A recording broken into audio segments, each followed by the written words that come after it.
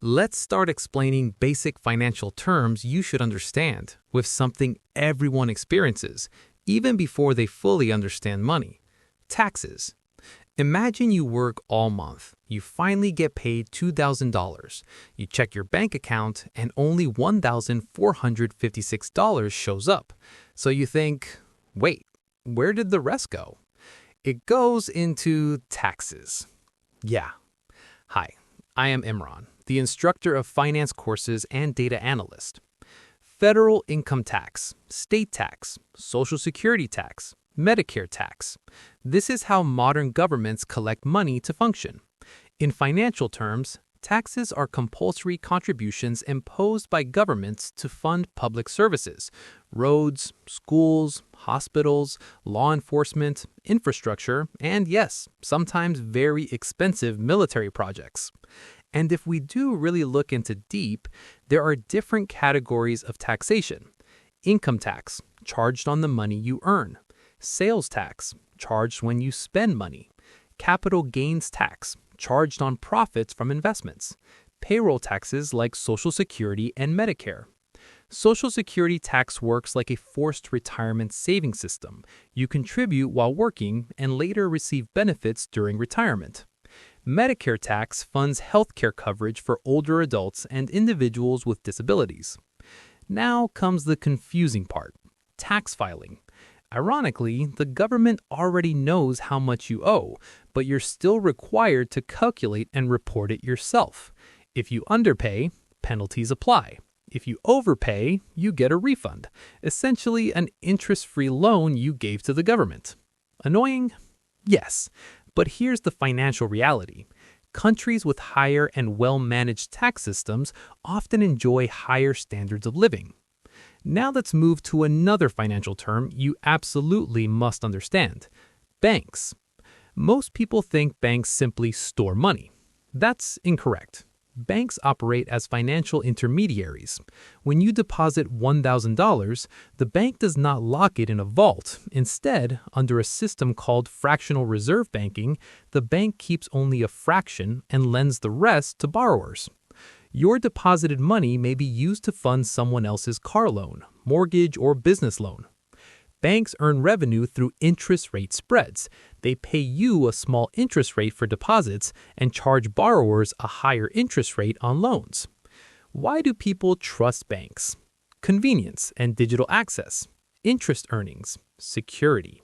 In the U.S., FDIC insurance protects deposits up to $250,000 per person. So banks don't just hold money, they circulate money through the economy. And now that you understand how money moves through taxes and banks, the next question becomes, who actually controls the cost of borrowing money? That's where interest comes in, and it can either build your wealth or destroy it. Stay with me for part 2 next. All right, continuing explaining basic financial terms you should understand, let's talk about two invisible forces that quietly shape your financial life: interest and inflation. First, interest. In financial terms, interest is the cost of borrowing money or the reward for lending money. If you borrow $1,000 and repay $1,280, that extra $280 is interest. It's essentially rent paid for using someone else's money. There are two primary types of interest: simple interest, calculated only on the original amount; compound interest, calculated on the original amount plus accumulated interest. Compound interest is powerful and dangerous. On credit cards, compound interest works against you. Miss a payment and interest begins earning interest. That small $12 purchase can quietly become a $50 mistake. But in investing, compound interest works for you. At approximately 7% annual compound growth, money can double roughly every 10 years. Over decades, even small investments can grow into substantial wealth. This is why interest is called the engine of debt and wealth. Now let's talk about inflation. Inflation is the gradual decrease in purchasing power of money over time. Your $5 bill still says $5, but it buys less food, less fuel, and fewer goods than it did years ago.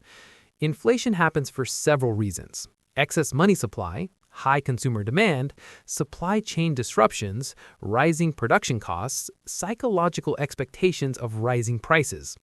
A moderate inflation rate of around 2% annually is considered healthy for economic growth. But when inflation rises too fast, savings lose value and the wages struggle to keep up. To control inflation, governments and central banks raise interest rates. Higher interest rates make borrowing more expensive. Less borrowing leads to reduced spending. Reduced spending slows inflation. This process is called monetary tightening. Understanding this explains why your loan rates change, why housing markets cool down, and why economic slowdowns happen. So remember this rule. If you pay interest, eliminate it quickly. If you earn interest, give it time. Interest is either your worst financial enemy or your most loyal unpaid employee. And now that you understand how interest and inflation shape the economy, the next big question is, what happens when the entire economy slows down? That brings us to recessions and credit scores in Part 3. As we continue explaining basic financial terms you should understand, let's talk about economic downturns and personal financial trust. First, recessions. A recession occurs when an economy contracts for at least 2 consecutive quarters, or 6 months. During this period, businesses reduce spending, companies lay off workers, consumers spend only on necessities. Stock markets typically decline. Recessions can be caused by high interest rates, financial crises, global events like wars or pandemics, or natural economic cycles. Think of the economy as a cycle: expansion, peak, contraction, recovery. Recessions are painful, but they act as economic resets. Governments often respond by lowering interest rates, increasing spending, or issuing stimulus to restore confidence. Now let's shift from the economy to something very personal: credit scores. A credit score is a numerical representation of credit worthiness. It tells lenders how likely you are to repay borrowed money. Scores range from 300 to 850. Below 580, high risk. Above 750, excellent credit. Your credit score is calculated using payment history, credit utilization ratio, length of credit history, credit mix, and new credit inquiries. Here's the key truth. Credit scores measure reliability, not wealth. You can earn a high income and still have poor credit. You can have no debt and still have a low score due to lack of history. To improve your score, pay all obligations on time. Keep balances low. Avoid excessive credit applications. Your credit score is a financial reputation system. Treat it well and it opens doors. Ignore it and borrowing becomes expensive. And now that you understand trust, downturns, and financial reputation, what gives money value in the first place? That's exactly what we'll uncover in the final part.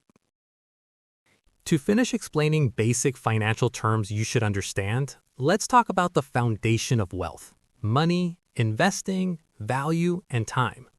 Money itself has no intrinsic value. It works because society collectively agrees it does. A dollar bill has value because people trust it. The same principle applies to cryptocurrencies, gold, or any medium of exchange. Governments issue currency. Central banks regulate supply. Too much money leads to inflation. Too little money restricts economic activity. Now, investing. Investing is the process of allocating capital with the expectation of future returns. Main asset classes include stocks, ownership in companies, bonds, loans to governments or corporations, funds, diversified portfolios, real estate, income-generating property. Investing isn't about luck. It's about time, patience, and diversification.